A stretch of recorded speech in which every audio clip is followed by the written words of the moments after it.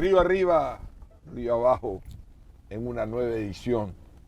Este programa, cuyo contenido cultural trae a las más importantes personalidades y personajes que construyen el quehacer de esta inmensa cuenca, de este inmenso golfo, el Golfo de Guayaquil. Y hoy hemos tenido el gusto y el acierto seguro de que ustedes tengan con nosotros al gran maestro Jorge Sade, a quien hoy nos ha iniciado recordando ese poder de las notas musicales que engalanan estos territorios. Bienvenido, querido compadre, querido contertulio. Qué alegría tenerte en la mitad, nuevamente en esta balsa, donde siempre hemos disfrutado juntamente. Y hoy como el artista que eres.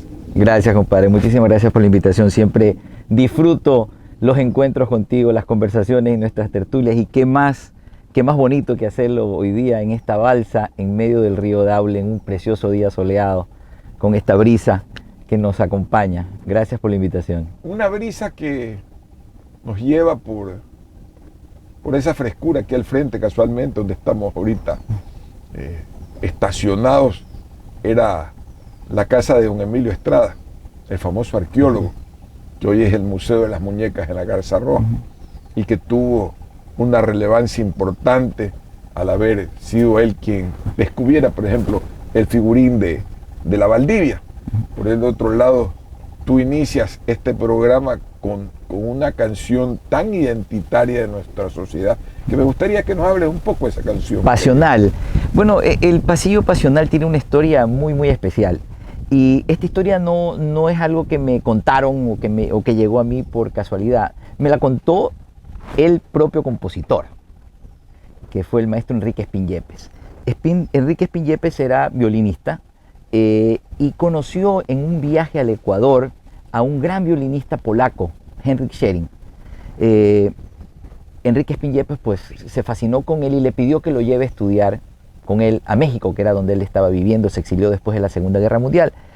Y Espín Yepes hizo su vida en México. Cuando estaba en México, compuso esta obra como un homenaje al compositor y violinista belga Henry Vieuxtemps. Tomó el tema del concierto número 5 para violín y orquesta.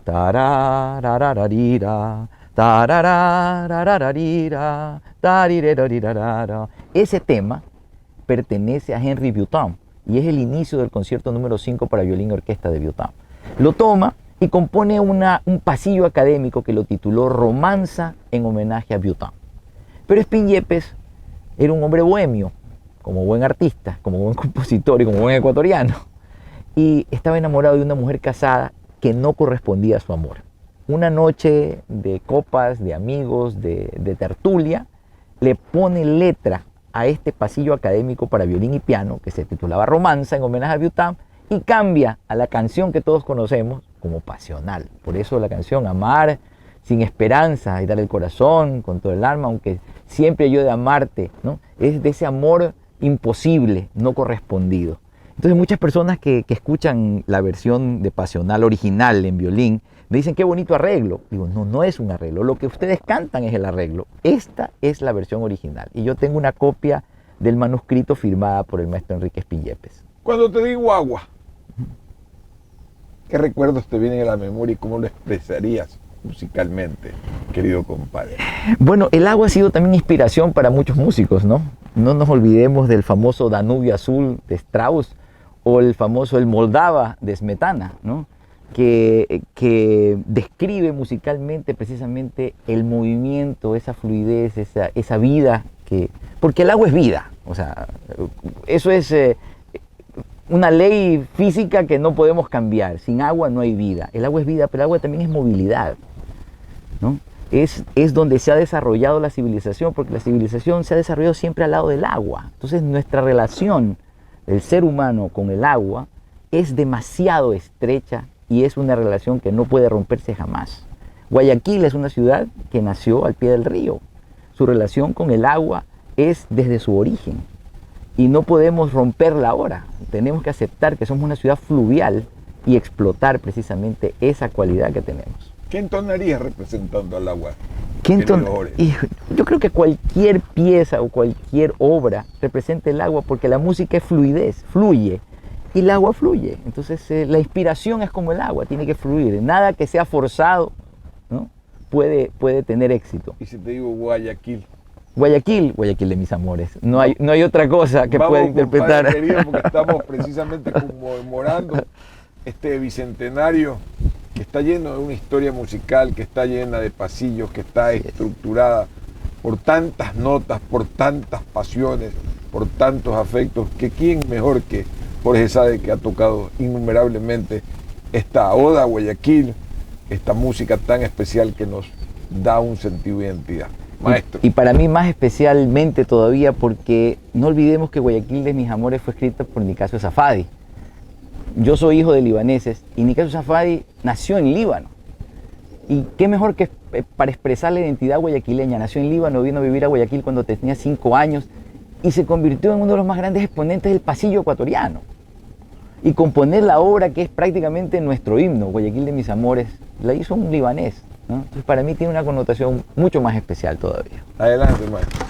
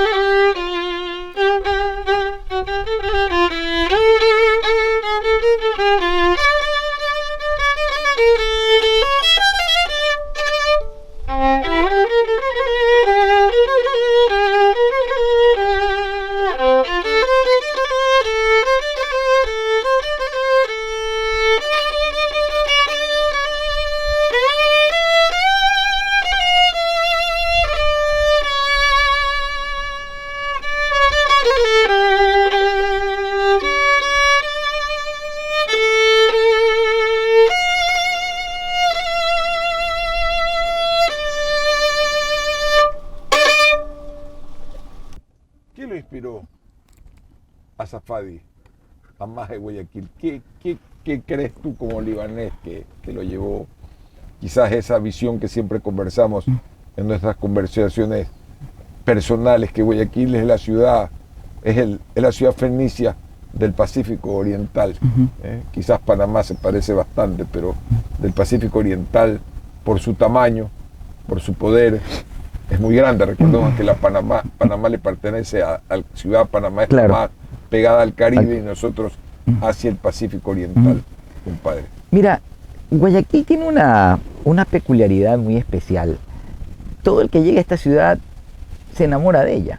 He conocido a tantos extranjeros y a tantos inmigrantes que han llegado a esta ciudad y que se han enamorado de la calidez de la gente, de su geografía, hasta de su clima. Mucha gente se queja del calor de Guayaquil, pero cuando tú vives fuera, cuando tú vas a vivir a Estados Unidos, al norte, a Europa, y te das cuenta que la mayor parte del año es frío, y vienes a Guayaquil y te das cuenta que sí, hay un par de meses calientes, muy calientes, febrero y marzo, pero que el resto del año tenemos un clima, pero primaveral. A partir de mayo hasta diciembre tenemos un clima maravilloso. Entonces Guayaquil es, como es su clima de cálido, es su gente.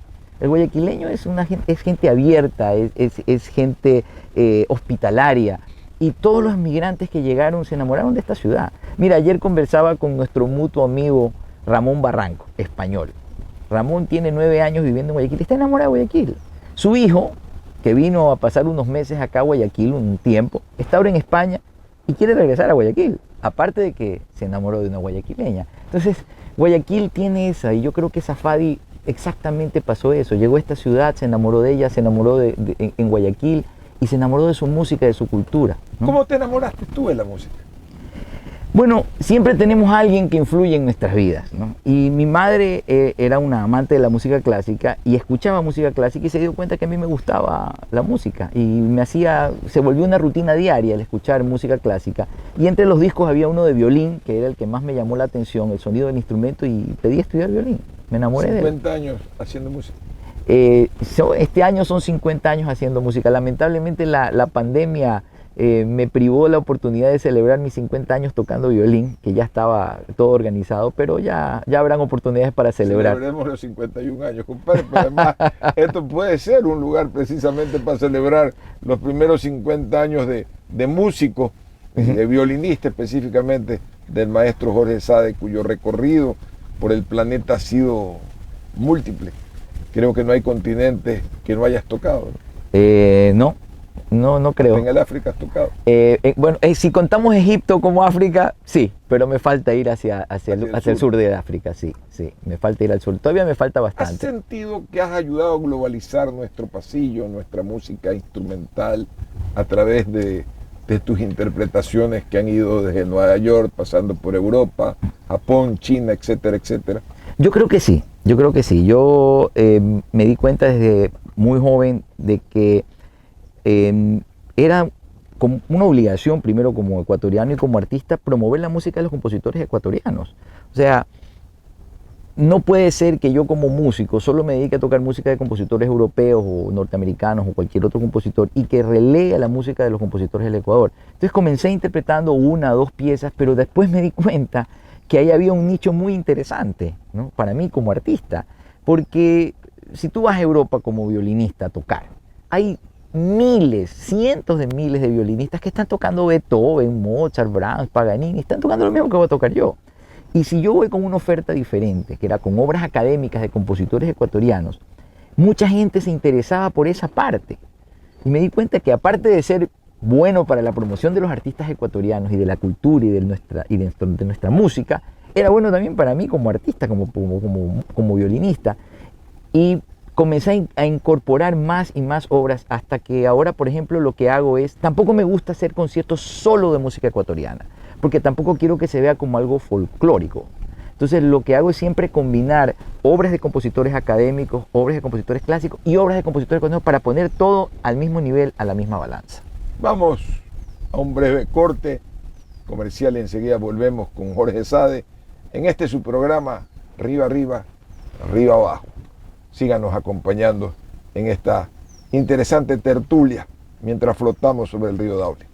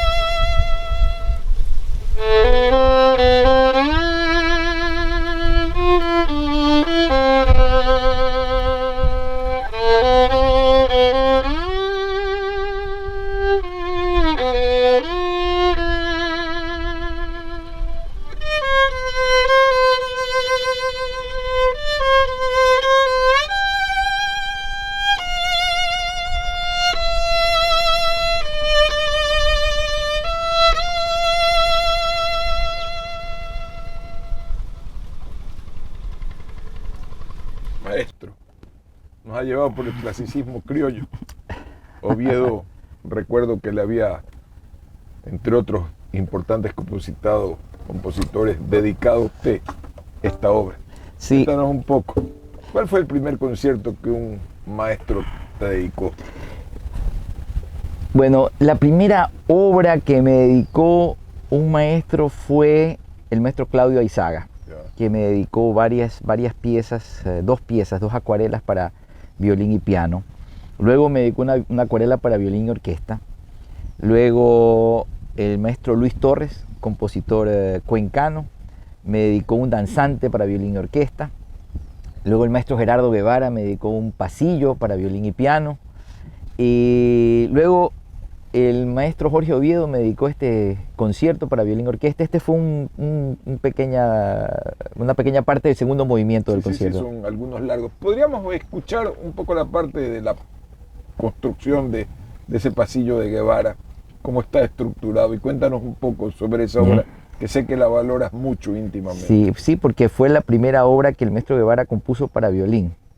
Y es un pasillo, típico pasillo menor, mayor, menor, 3 partes, estructura formal, ritmo de pasillo, pero muy violinístico, muy, muy bonito. ¿Cómo denotas que es, partes de una matriz X?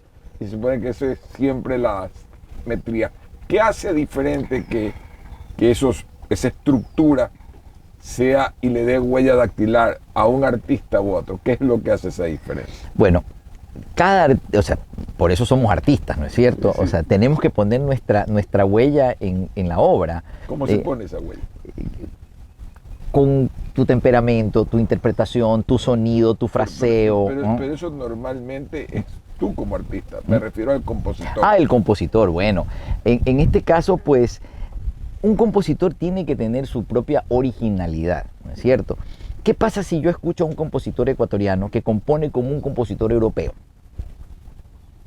Estoy escuchando a un compositor que no tiene una identidad propia. Los compositores tienen que tener un ingrediente de nacionalismo. No nos olvidemos que eso sucedió desde el periodo, desde el barroco y el romanticismo. Básicamente en el romanticismo. Bueno, no te olvides que Bach utilizaba las danzas alemanas para hacer sus obras. O sea, todos incorporaron la música que conocían autóctona, original de su país, en su música. Entonces, si yo escucho a un compositor ecuatoriano que no incorpora elementos de la música con la que él creció y con la que él nació, pierde pues un poco de originalidad. El pincelazo. El pincelazo, un poco exacto. Lo que en una obra señalabas del compositor cuencano, el danzante. El danzante. Ese danzante, por ejemplo, el principio es muy lírico, es muy libre, es muy agitanado, muy violinístico. Pero la segunda parte viene del danzante, donde está el ritmo ecuatoriano, la música, el sabor, el sentimiento de la música ecuatoriana. Entonces, es muy importante eso. Y Guevara, por ejemplo, que este año cumple 90 años y que tengo la suerte de que compuso su última obra, que es el concierto para violín y orquesta, que me lo dedicó. Lamentablemente la pandemia me privó de la oportunidad de estrenarlo este año con la Orquesta Sinfónica Nacional. La fecha era el 24 de abril. Estamos programándola para hacerlo el próximo año. Es el primer concierto que compone el maestro Guevara, y que me lo haya dedicado, pues para mí es un honor muy, muy grande. Guevara es el compositor más importante que tiene el Ecuador y vivo, ¿no?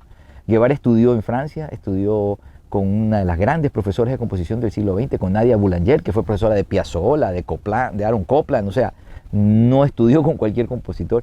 Y Nadia Boulanger le inculcó precisamente eso a sus estudiantes, que cada uno debía de explorar su propia identidad. Mira que tú escuchas obras de Piazzolla, escuchas obras de Copland y obras de Guevara, y ninguno se parece, y estudiaron con la misma profesora, porque ella no implantó su estilo de composición, sino su técnica de composición para que cada uno desarrolle su propio estilo. Y Guevara es uno de los grandes nacionalistas en la música ecuatoriana. Hemos hablado sobre estos temas tan importantes y me gustaría hablar un poco del Guayaquil y su academia, del Guayaquil y sus escuelas de formación musical. ¿Cómo las ves? ¿Cómo se proyectan? Bueno, Guayaquil indiscutiblemente ha mejorado muchísimo en los últimos años, ha crecido mucho. Hay un movimiento musical que ha crecido mucho, hay muchos jóvenes con mucho talento, con mucho interés. Guayaquil es la única ciudad del país que tiene 2 orquestas sinfónicas profesionales, la Orquesta Sinfónica de Guayaquil y la Orquesta Filarmónica Municipal. Aparte de eso, una gran cantidad de orquestas juveniles. Tienes la Orquesta Sinfónica Juvenil de la Prefectura del Guayas, del gobierno provincial. Tienes la Orquesta Sinfónica Juvenil del Conservatorio Paganini. Tienes la Orquesta Sinfónica Juvenil de la misma Sinfónica de Guayaquil. La Orquesta Sinfónica Juvenil del Colegio de República de Francia. Había la Orquesta Sinfónica Juvenil del Guasmo. El municipio también patrocina la Orquesta de Cámara Antonio Vivaldi, que es una orquesta profesional. Entonces hay un gran movimiento, una gran cantidad de jóvenes que quieren hacer música, que quieren estudiar. Escuela, todavía no hemos podido de verdad establecer una verdadera escuela de música en el Guayaquil. ¿Tú te formaste en el conservatorio Neumann? Así es, yo tuve la suerte de formarme en el Neumann. Pero también tengo que reconocer que tuvimos la suerte en aquella época de que Ecuador había firmado un convenio de cooperación cultural con la ex Unión Soviética. Y por muchos años tuve 2 profesores soviéticos de altísimo nivel. El uno fue un estoniano, Lemo Erendi, y el segundo fue Andrei Podgorny, que cuando regresó a la Unión Soviética se volvió director del famoso Instituto Egniesin de Moscú, que era el Instituto de Niños y Jóvenes Genios. Entonces, tuvimos una muy buena escuela en aquellos años. Ellos se fueron, se acabó el convenio, y el conservatorio lamentablemente ha venido de tumbo en tumbo. Ahora ni siquiera tiene su propio edificio. Sé que lo sacaron para remodelarlo, la remodelación quedó ahí, están creo que en el Colegio Vicente Rocafuerte. O sea, lamentablemente te digo, en eso hemos fallado. No existe de verdad una gran escuela. Existe la escuela de música de la UES, de la UARTES, pero todavía no tenemos una gran escuela de música que nos dé esa formación, esa tradición que requerimos y que necesitamos. ¿Cómo ves este bicentenario? ¿Qué aspiras de este bicentenario? ¿Crees que el río va a seguir corriendo sin ningún cambio en el mundo de la cultura? ¿O realmente ves que hay bases para que se den estos cambios? Bueno, yo creo que no solamente el bicentenario es un momento en la historia para analizar qué se ha hecho bien y qué no se ha hecho bien. Yo creo que también esta coincidencia de la pandemia que hemos vivido nos ha hecho recapacitar a muchos, si no a todos, en qué es lo importante, qué es lo sustancial en nuestras vidas y hacia dónde debemos de dirigirla y enfocarla. En los momentos más duros de la pandemia, ¿en qué se enfocó la gente? Precisamente se viró al arte. Comenzaron a buscar visitas a museos virtuales, comenzaron a leer, comenzaron a escuchar música, comenzaron a ver cine, y no solamente el cine comercial de Hollywood, sino trataron de buscar películas de cine independiente. Entonces nos damos cuenta que el interés por el arte siempre ha existido, el arte en todas sus manifestaciones. Pero sobre todo en la época de ocio. Sobre todo en la época de ocio. Lo que implica que hay una esperanza en el mundo cultural, porque se supone que vamos hacia una era del ocio, que la tecnología va a dejarnos bastante flojos, bastante libres, sí. Y precisamente las construcciones van en el orden de ocio igual, desplazamiento, horas hombres hacia el consumo de bienes culturales. Así es. Bueno, imagínate cuántas personas queríamos ver un concierto vía virtual hace un año. No nos interesaba ver un concierto vía virtual. Y yo he hecho en los últimos meses 4 conciertos virtuales y he tenido buen público, o sea, casi la misma cantidad que hubiera tenido un concierto en vivo. Y algunos de estos conciertos han sido pagados. O sea, y te das cuenta que la gente ahora sí está ávida, y muchos amigos míos me llamaron, vi tu concierto, lo conecté a la televisión, lo vi con el equipo de sonido, fabuloso. Mucha gente se ha dado cuenta de que estamos yendo en ese camino hacia la tecnología. Yo estoy dando clases de violín vía Zoom. Nunca me hubiera imaginado o me hubiera gustado dar clases vía Zoom, pero me he adaptado a la tecnología y para mí ahora es lo más cómodo porque almuerzo en mi casa, descanso un momento y subo a mi estudio, prendo mi computadora doy clases desde las 3 de la tarde hasta las 7 de la noche, vía Zoom. Y me parece lo más cómodo y tengo a mi estudiante. Claro, siempre hace falta la interacción personal, pero eso se puede suplir con una clase presencial y 3, 4 clases virtuales. Entonces nos damos cuenta que la tecnología, que en cierto modo la vemos como importante, la teníamos relegada en ese aspecto de que podemos hacer el teletrabajo. Y mucha gente lo está haciendo y creo que mucha gente va a continuar porque esto de la pandemia ha cambiado el mundo, ha cambiado el enfoque que tenemos del mundo, el enfoque que tenemos de la vida. Yo, en lo personal, cambié mi enfoque de la vida durante estos meses de pandemia. Tuve tiempo de pensar, de analizar y de redireccionarme. Si usted tuviera que escoger un tema para cerrar esta entrevista, ¿qué tema le presentaría a nuestros videntes? Ya que estamos en la línea de tocar música ecuatoriana, hay una obra que para mí ha sido un caballo de batalla porque fue la primera obra ecuatoriana que yo toqué en un programa.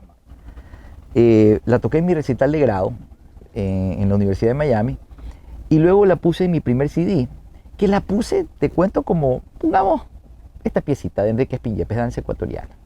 Y la puse. Y resulta que al haber grabado la sonata de César Franck, que es uno de los monstruos del repertorio de violín, haber grabado el Nigún de Bloch y obras de Kabalevsky y Saint-Saëns, lo que llamó la atención del CD era esta piecita de 1 minuto y medio, la danza ecuatoriana de Enrique Espín-Yepes. Vamos con esa danza del maestro Espín Yepes de apenas 1 minuto 30 segundos, en el cual el maestro Jorge Sade nos va a deleitar. Adelante, querido Jorge.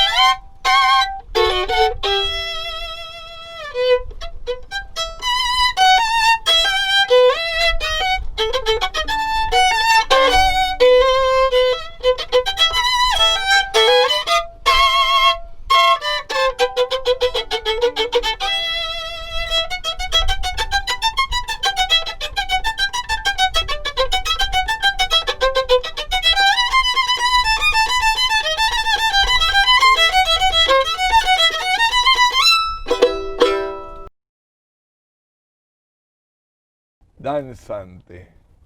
El Montullo danza por este río arriba y río abajo, llevando no solo el pasillo, sino la producción y el amor con el cual hemos construido a lo largo de miles de años esta región tan vital. Mi agradecimiento, nuestro agradecimiento al maestro Jorge Sade, y nosotros nos despedimos afectuosamente, recordándoles que este programa se transmite gracias al auspicio de Fundación Garza Roja, su parque La Garza Roja y el Colegio Alemán Humboldt de Guayaquil y San Borondón. Hasta la próxima, en que estaremos nuevamente en un programa de Río Arriba, Río Abajo.